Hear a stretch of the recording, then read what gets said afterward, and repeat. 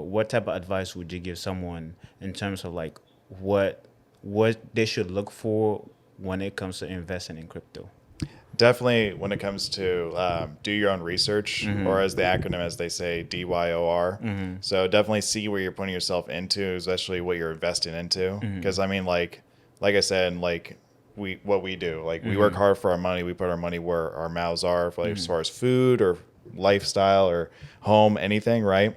So I hate seeing like money getting burned or things like that. Right. So I mean, just find a project that you're either passionate about or something you know that it's going to go exponential, or something that you think it's going to be the right way, not just a quick like a cash grab or bag hold, something like that.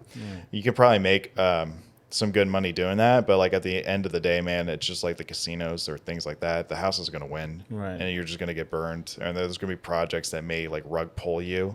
You just got to understand who these founders are, who's the team, what's their mission, what are they doing, and then just make a wise investment choice at that standpoint.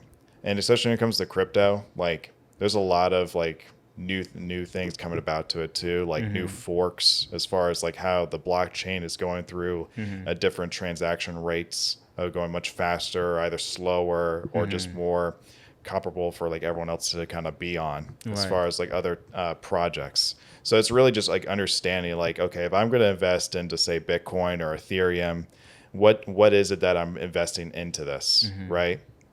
And like a lot of people think of it as far as monetary.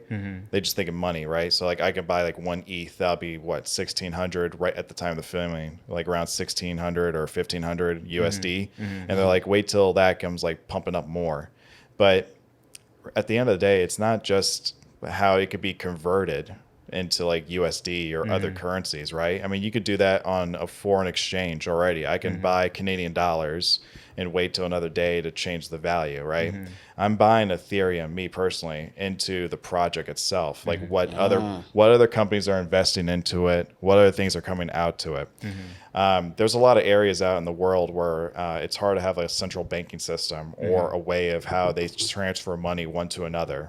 You have MoneyGram, you have other Western Union ways of transferring money, but when we use like Ethereum or Bitcoin, it's just a faster rate of transferring from peer to peer Right. without an institution in between. Now that may be scary for a lot of people, right? Because it's not backed by the FDIC or anything else like that, or the SEC. Right. But like it's just a way for how people can make transactions between each other and make other kind of like donations, if you would too.